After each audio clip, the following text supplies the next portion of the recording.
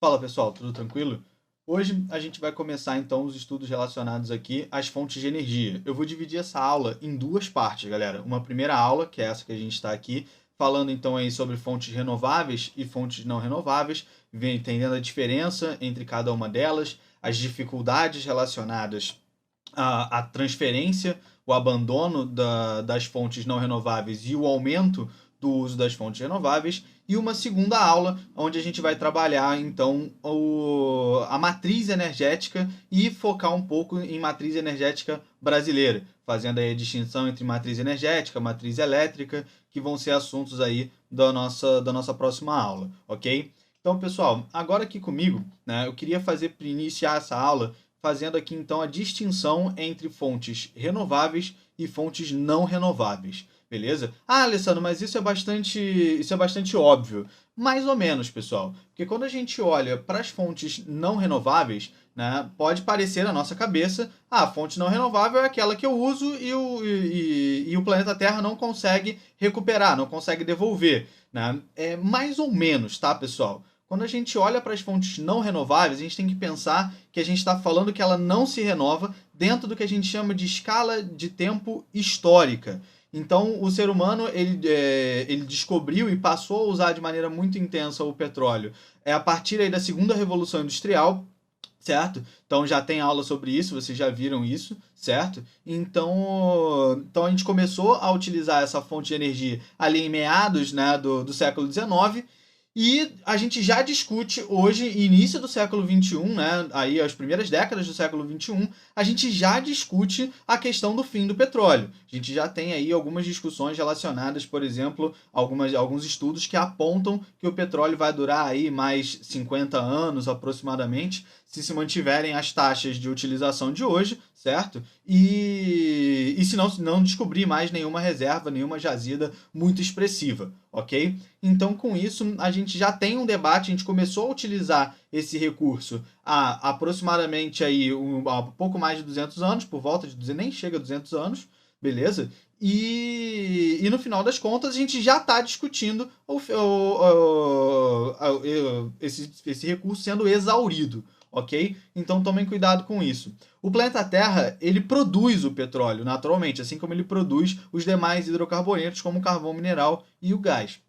A grande questão é que o planeta ele produz esses recursos no que a gente chama de escala de tempo geológica. A gente está falando aí de um tempo na ordem de milhões de anos, ok? Então, dessa maneira, você não tem, dentro da escala de tempo histórica, é impossível o ser humano manter o ritmo de utilização do petróleo, porque o planeta Terra simplesmente não consegue recuperar, não consegue produzir mais petróleo dentro desse mesmo ritmo, ok? Então tomem cuidado com isso, né? Numa questão discursiva ou alguma coisa do tipo, numa redação, não adianta só você falar que o recurso não renovável é aquele que a Terra não repõe. Não é por aí. A Terra repõe, mas ela repõe na escala de tempo geológica e não na escala de tempo histórica, que é a escala em que o ser humano consome esses recursos, certo? Então guardem essa primeira informação para a gente fazer a distinção aí entre fontes não renováveis e fontes renováveis. E as renováveis, né, pessoal? Aí sim já vale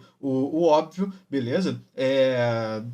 A gente está falando então aqui de fontes que estão constantemente disponíveis. Independente aí do uso, elas estão disponíveis e a gente consegue repor, né, sem grande dificuldade. No caso da biomassa, você depende sim de uma produção constante ali para conseguir abastecer, mas quando a gente fala de energia eólica, fala de energia solar, essas aí já estão amplamente disponíveis, né? O ser humano tem pouca capacidade de interferir nesse sentido, ok? Então, primeira parte da nossa aula, essa diferenciação aí entre fontes renováveis e não renováveis.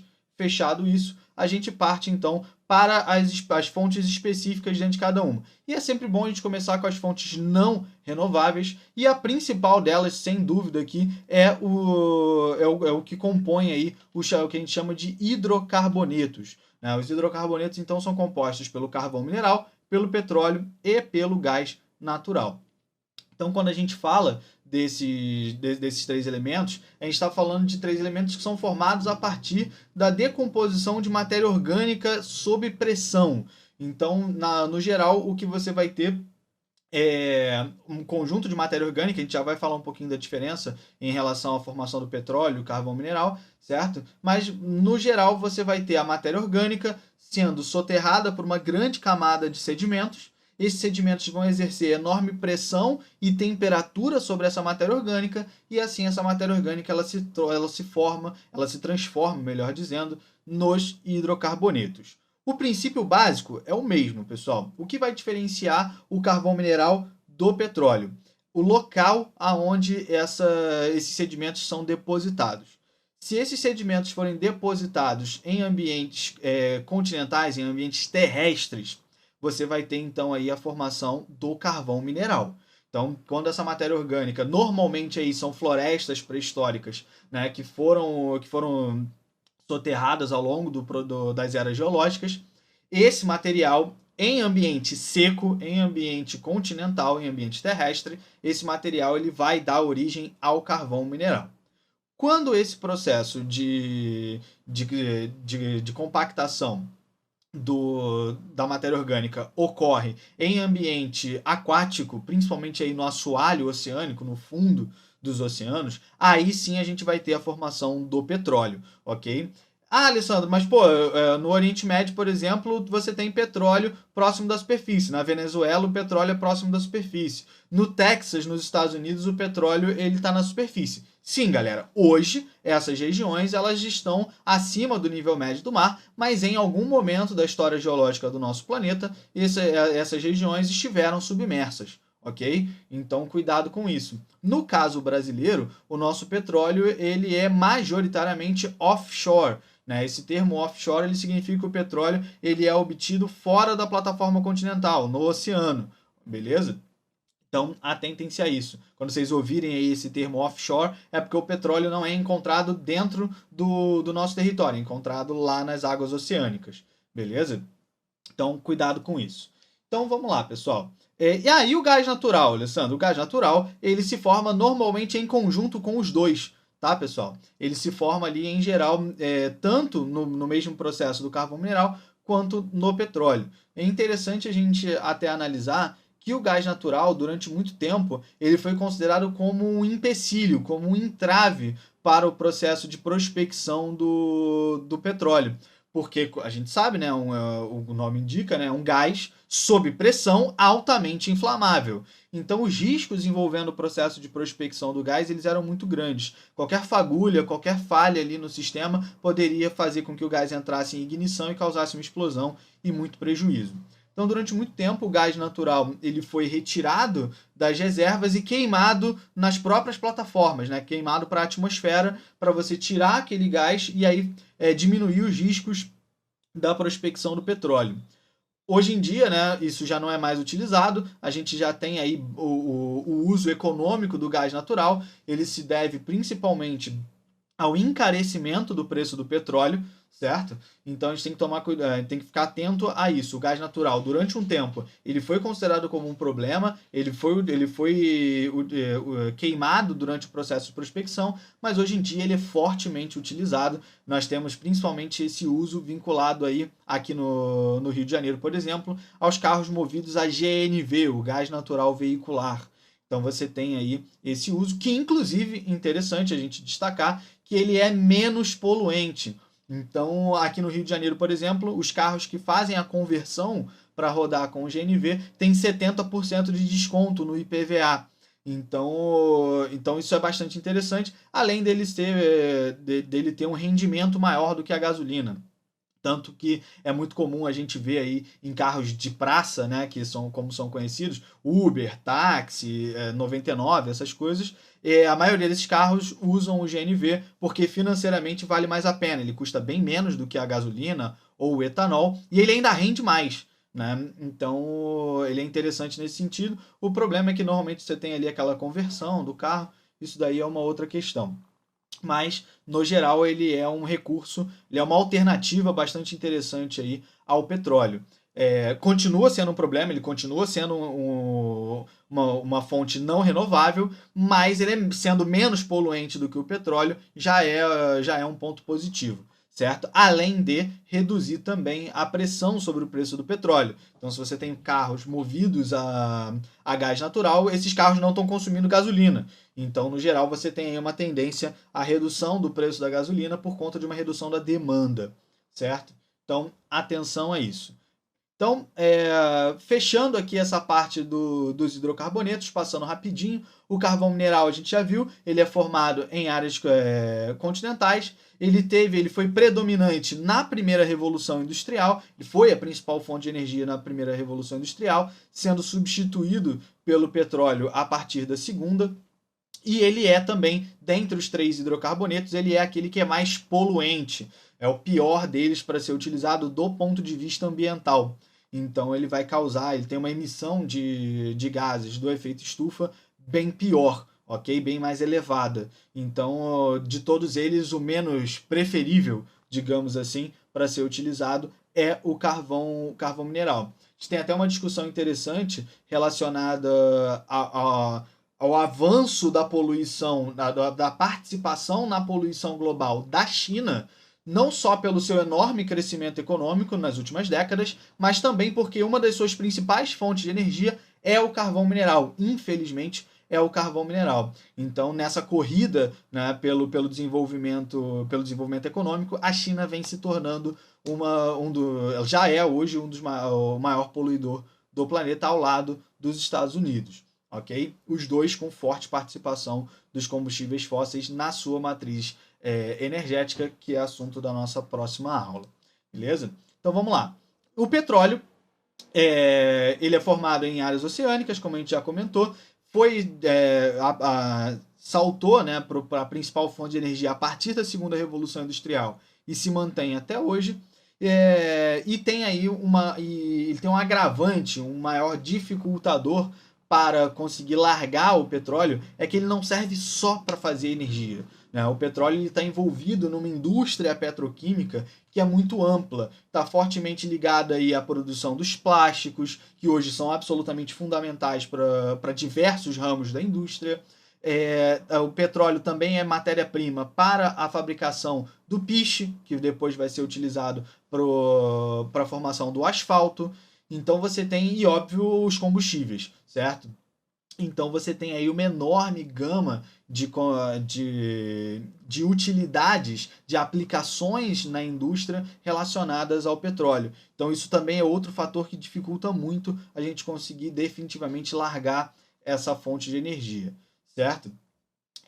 E para fechar aqui, o gás natural, a gente já falou, ele se forma junto com os outros dois, ele é menos poluente e ele tem aí uma participação muito importante, principalmente em países de latitude mais elevada, que é no uso da calefação. Ele vai ser utilizado aí para o aquecimento das casas. Então hoje, por exemplo, a Rússia, que é a maior produtora de gás natural do planeta, ela exerce um poder, né, geoeconômico muito forte em cima dos países do leste europeu, justamente porque ela é a grande fornecedora do gás que é utilizado para aquecer essas casas. Então, toda vez que os países do leste europeu ameaçam reduzir a sua parceria com a Rússia e, em geral, aí, se direcionar, se voltar mais para a Europa Ocidental ou mesmo para os Estados Unidos, né, no que diz respeito aí às suas relações econômicas, a Rússia exerce pressão, ela pode aumentar o preço do gás natural ou reduzir o fornecimento desse gás natural para pressionar os líderes políticos dos países do leste europeu a não reduzirem a sua parceria, a sua cooperação econômica com a Rússia, certo? Então prestem bastante atenção nisso, isso está aqui no nosso OBS, né? Quando a gente fala de hidrocarbonetos, a questão geopolítica ela é indissociável nessa discussão.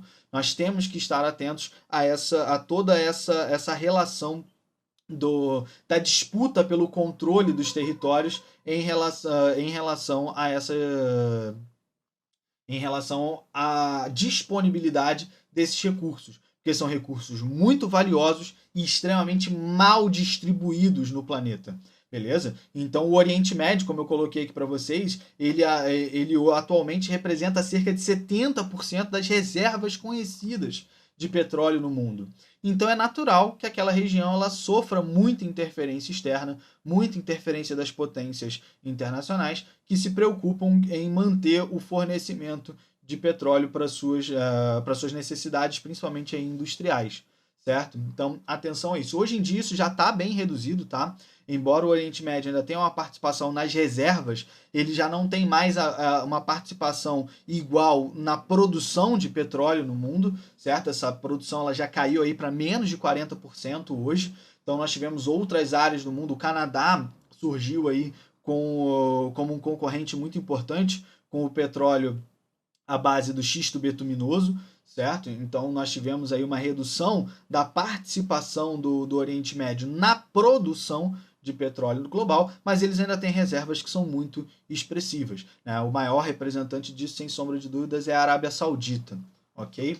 Então, com isso, galera, a gente fecha esse primeiro tópico das fontes não renováveis e pula para o segundo tópico, que também é bastante importante, bastante interessante, que é a questão relacionada aí à energia nuclear, certo? A energia nuclear, ela é aquela energia gerada a partir da fissão do átomo, beleza? Então é uma energia que vai ser gerada a partir de um processo bastante delicado e que o grande problema, na verdade, é justamente o fato de ser um processo que, uma vez iniciado, não pode ser interrompido. Então, aí a gente já entra no nosso primeiro problema aqui, que é o risco de acidentes, certo, galera? A energia nuclear, pelo fato do processo, ao ser iniciado, não poder ser interrompido, você precisa ter um controle do processo muito bom. Quem quiser se aprofundar um pouco mais nisso, eu recomendo fortemente a série Chernobyl, da HBO, que ficou bem interessante. Quem quiser assistir aí, ficou bem legal. Eu achei que eles tiveram uma atenção bastante minuciosa à explicação das dificuldades do uso dessa energia. Então, quem quiser aí, fica uma dica cultural aí no meio do vídeo. Então, nós temos o problema do risco de acidente, nós temos alguns acidentes importantes em escala global. O primeiro deles, como eu já adiantei aqui, é o caso de Chernobyl, na antiga União Soviética. Nós temos o caso de Fukushima, no Japão, em 2011, que aí já não foi uma falha humana, e sim uma falha, uma questão natural, foi um tsunami que atingiu a usina. Depois isso, inclusive, acendeu um debate muito forte na comunidade internacional, porque o Japão é um país que, caraca, tem uma instabilidade geológica muito grande, terremoto, tsunami acontecendo com bastante frequência no país, e ele se submete a esse risco de uma fonte de energia tão perigosa. Então isso depois aí acendeu um debate muito forte na comunidade internacional. E aí, aproveitando o gancho aqui do Japão, a gente ainda pode falar do enorme potencial de geração de energia. Então, a energia nuclear, você consegue gerar muita quantidade de energia utilizando um espaço muito pequeno. Por isso que o Japão teve uma preocupação bastante grande. O Japão é um país com uma demanda energética gigantesca, uma população bastante expressiva, aí na casa dos 120, 130 milhões de habitantes, e tem um território proporcionalmente, melhor dizendo, pequeno. O Japão, só para vocês entenderem, o Japão tem mais ou menos aí o tamanho dos estados do Rio Grande do Sul e Santa Catarina juntos, aqui no Brasil. E tem mais da metade da população brasileira. Então, só para vocês terem uma ideia aí de como a questão do espaço ela é muito importante para a sociedade japonesa. Então, o potencial de geração de energia é algo muito positivo quando a gente discute a energia nuclear, ok?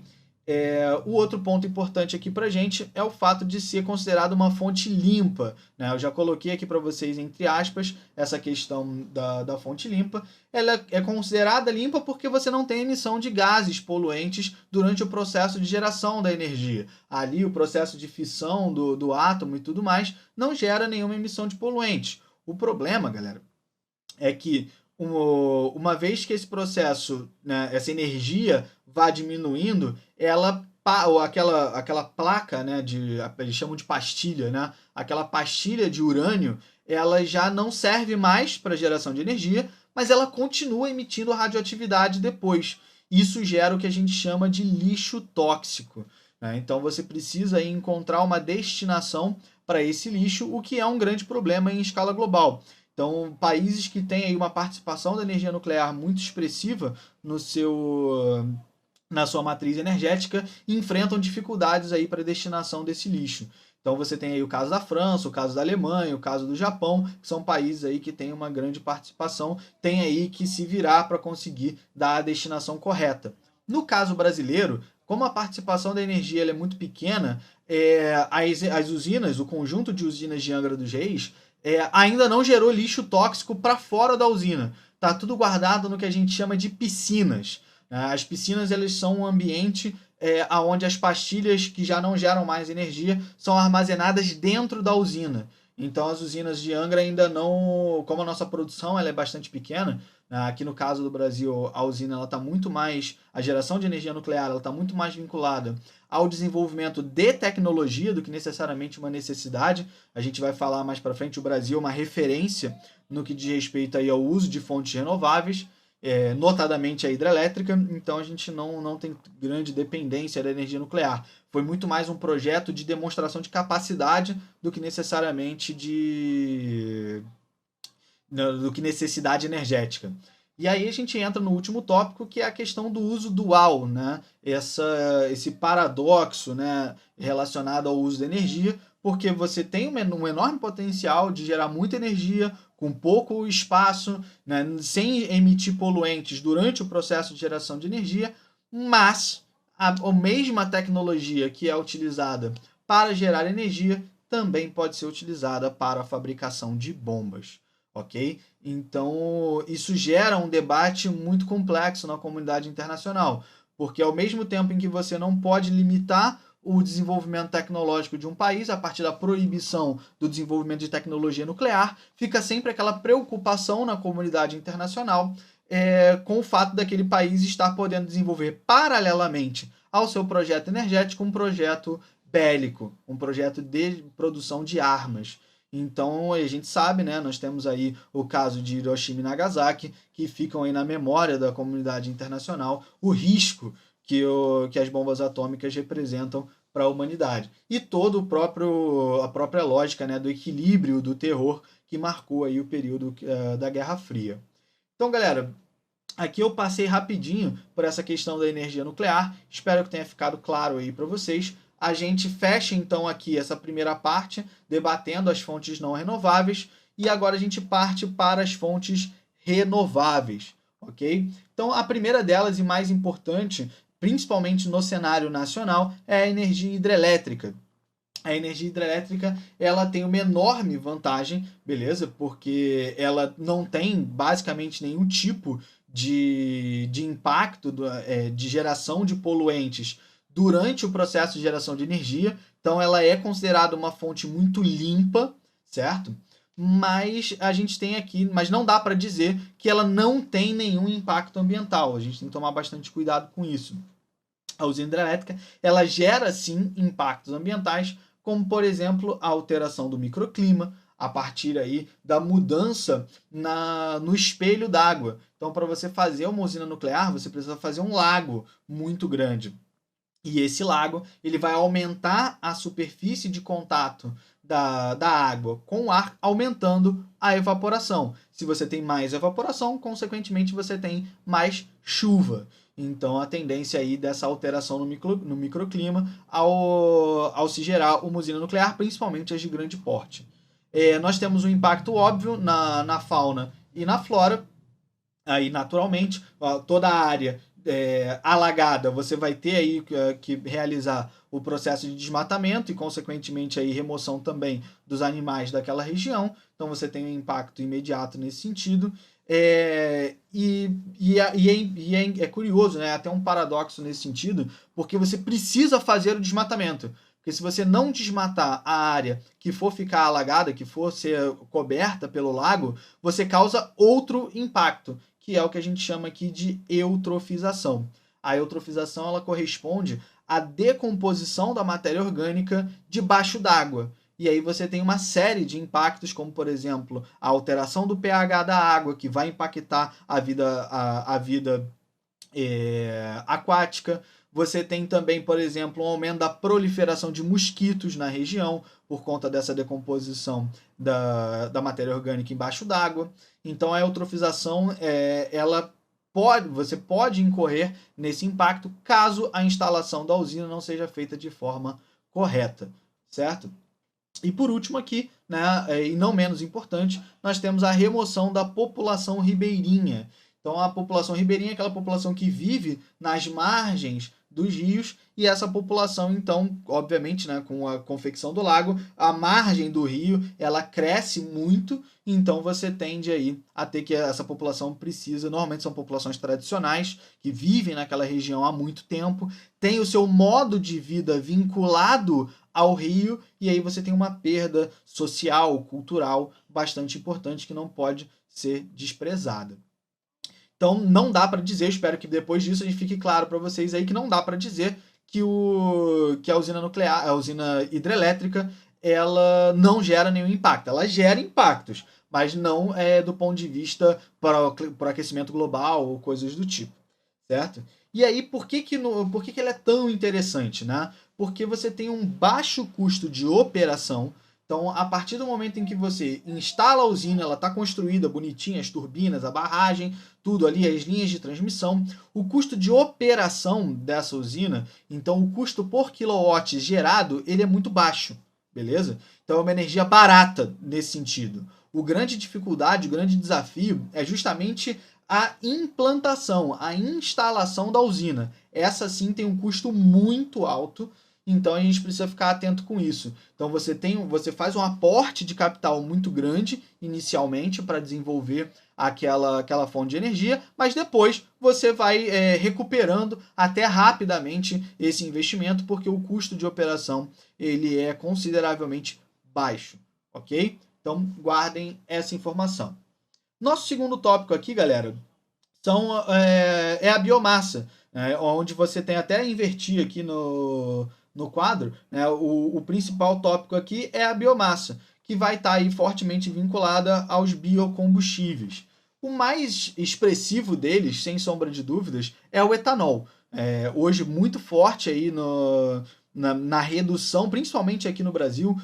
O estado de São Paulo é muito forte com o uso do etanol. No Rio de Janeiro não vale tanto a pena, porque você tem um custo logístico envolvido aí na transferência do etanol que é fabricado lá no interior de São Paulo, né, a cana-de-açúcar, né, que é plantada no interior de São Paulo. Então, esse custo logístico aqui para o Rio de Janeiro faz com que o etanol chegue mais caro para a gente do que ele chega para o estado de São Paulo. Então, para a gente não vale tanto a pena. A gasolina acaba compensando mais do que o etanol no que diz respeito aí ao custo-benefício, certo? Então, o mais antigo deles, sem sombra de dúvidas, né, a biomassa aí mais antiga é o carvão vegetal, é a lenha. Inclusive é interessante a gente ver, porque o carvão vegetal hoje ele é utilizado como régua para medir o nível de desenvolvimento de uma sociedade. Então, quanto maior a participação da lenha na matriz energética de um país, menos desenvolvido ele tende a ser. Acho que o raciocínio é bastante óbvio, né? Então, você acha que uma parte expressiva da população não tem acesso a outras fontes de energia elétrica, né? A outras formas aí de aquecer a água, de fazer comida, de calefação nas residências. Então, quanto maior a participação do carvão vegetal, menor tende a ser o nível de desenvolvimento de um país, ok? Então, o etanol, ele, como a gente já vinha falado, e em paralelo a ele nós temos também o biodiesel, que vai ser normalmente aí utilizado, vai ser produzido a partir aí do remanejamento de óleos, né, principalmente de óleo vegetal que a gente usa. Então, eu lembro que na UFRJ você tinha vários pontos de coleta de óleo. Então, o pessoal botava o óleo velho, óleo de fritar batata frita mesmo, né? Colocava numa garrafa PET e despejava ali naqueles garrafões, e esse material ele era levado para as usinas de processamento para fazer biodiesel, que ia alimentar a frota de ônibus. Então, ele é bem menos poluente, né? A biomassa, em geral, ela é bem menos poluente. Não só porque emite menos poluente, mas outro ponto importantíssimo para vocês se atentarem aqui é o fato de que a biomassa, além de poluir menos, ela consome parte do que ela polui. Né? Ah, Alessandro, como assim? Quando você está plantando, por exemplo, a cana-de-açúcar, né, o processo de crescimento da planta pressupõe a realização da fotossíntese, galera. E a fotossíntese é justamente o processo de consumo de dióxido de carbono e produção de oxigênio. Então, enquanto o processo de criação, de geração da matéria-prima dessa fonte de energia, já é um processo que reequilibra essa relação com a emissão de poluentes. Então, guardem essa informação. Qual é o ponto negativo que a gente pode destacar aqui no que diz respeito à biomassa, galera? É que, infelizmente, a gente não pode considerar a hipótese de substituir, por exemplo, a gasolina pelo etanol. Simplesmente não dá. Por que não dá? Porque você não tem espaço, você não tem terras agricultáveis disponíveis para atender essa demanda. Lembra, galera, o petróleo está no subsolo, ele não ocupa espaço na superfície. Somente ali as usinas, as refinarias é que vão ocupar esse espaço. Mas o petróleo ele está disponível no subsolo. Então a gente não gasta espaço que seria usado, por exemplo, para a produção de alimentos.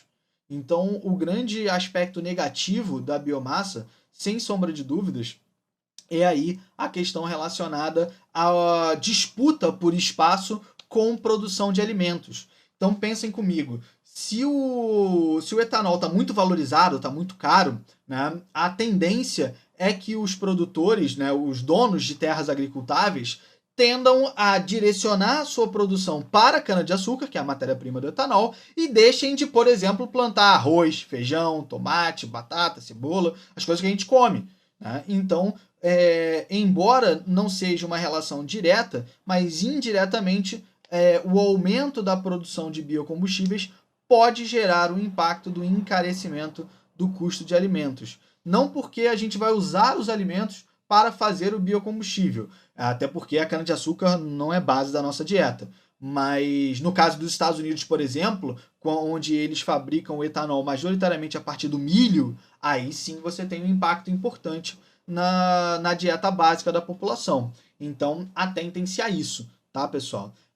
Sempre que vocês forem fazer uma análise acerca dos biocombustíveis, lembrem-se que eles são interessantes, mas tem esse ponto negativo aí da disputa por espaço com a produção de alimentos. E aí, pessoal, aqui a gente entra já no finalzinho da nossa aula, onde a gente vai discutir aquelas fontes de energia mais amplas, né? Principalmente aqui a energia solar e a energia eólica. Para os dois casos, pessoal, a gente está trabalhando com fonte de energia que tem um potencial muito grande, certo? Mas os custos ainda são muito elevados. Né? São fontes limpas, gratuitas e inesgotáveis, mas ainda são fontes que têm um custo substancialmente elevado para serem exploradas. É óbvio que a tendência é que o custo seja diminuído conforme você vai desenvolvendo novas tecnologias para isso. A gente chama isso de economia em escala, né? Economia de escala, na verdade. Essa economia de escala ela pressupõe uma redução dos custos operacionais conforme a operação for se tornando cada vez maior. Então, isso tende aí a baratear o custo. Nós temos duas alternativas para o uso da energia solar hoje, que são os painéis solares, que são aí as técnicas mais simples, que normalmente são utilizadas basicamente para aquecer água. Então você tem ali placas refletivas que direcionam os raios solares para uma região de aquecimento de água. Então normalmente você tem uma caixa d'água enorme, normalmente pintada de preto, né? Vamos lembrar do albedo aí que a gente já comentou em outras aulas. Né? Então aí é pintado de preto para absorver mais os raios solares. E aí você tem essa convergência dos raios solares para essa caixa d'água para aquecer a água e assim você não precisar usar outras fontes de energia para aquecer a água. Como vocês sabem, a água é o elemento com maior calor específico, então gasta-se muita energia para aquecer a água. Se você conseguir fazer isso com uma fonte limpa, gratuita e inesgotável, melhor ainda. Né? Então, essa é a técnica mais simples, mas nós temos também as células fotovoltaicas, que aí sim você já tem uma tecnologia bem mais avançada, são aqueles painéis solares que vão justamente converter a radiação solar em energia elétrica. Esses aí já são bem mais caros, né? Já é uma tecnologia mais, como é que eu posso dizer? Uma tecnologia mais sofisticada, beleza? Então, mas aí, mesmo com isso, ela ainda está aplicando bastante, já tem aí uma aplicação considerável residencialmente falando. Já tem algumas pessoas que fazem aí o investimento para colocar os painéis solares nas suas casas e assim abater o valor da sua conta de luz, certo? A energia eólica segue o mesmo princípio, né? Ainda tem um custo muito elevado, aqueles cataventos enormes.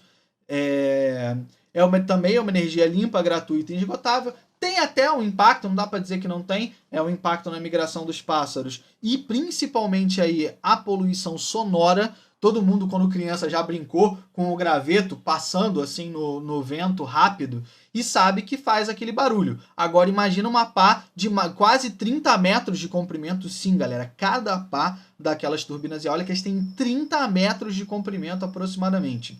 Então, são muito grandes. Imagina aquilo tudo girando ali, cortando o vento. Faz um barulho muito grande. Então, as chamadas fazendas eólicas normalmente precisam ficar afastadas dos centros urbanos para que você não tenha aí os impactos relacionados a essa poluição sonora. E por último aqui, só mais como curiosidade mesmo, né, nós temos algumas fontes alternativas, que é a maré motriz, que é o uso aí da força das marés para a movimentação das turbinas. Então você pode ter isso tanto num rio e usar aí a força de movimentação do rio para girar a hélice que vai movimentar a turbina e, portanto, gerar energia elétrica, como você também pode ter na própria variação de marés, né? A subida e descida das marés, você tem algumas boias que ficam apoiadas ali, e aí o movimento de subida e descida também vai gerar esse movimento, né? Todo o processo de geração de energia parte desse princípio, né, de conversão de energia cinética em energia elétrica, e aí a movimentação, o sobe e desce das marés, também pode ser utilizado para esse princípio. E por último aqui nós temos a energia geotérmica. A energia geotérmica também tem um potencial muito grande nesse sentido, ainda muito inexplorado, que é o uso do calor do interior da Terra. A gente sabe aí então que a Terra é muito quente por dentro, o núcleo, né, chega aí a temperaturas elevadíssimas, e essa temperatura ela vai passando para as camadas mais superiores do planeta. Então, se a gente perfurar, a gente encontra temperaturas bastante elevadas que também podem ser utilizadas aí para geração de energia. Mas ainda essas duas fontes ainda estão bastante no início do seu processo de desenvolvimento e tem uma participação basicamente insignificante na matriz energética global. Tranquilo, pessoal? Galera, vou encerrar por aqui, o vídeo já ficou bastante longo, mas é um conteúdo muito importante, mais uma matéria que está entre os 10 assuntos mais cobrados no Enem, então prestem atenção aí no conteúdo, façam as suas anotações e a gente se vê numa próxima, pessoal. Galera, foi um prazer estar com vocês de novo, um abraço, até a próxima, pessoal.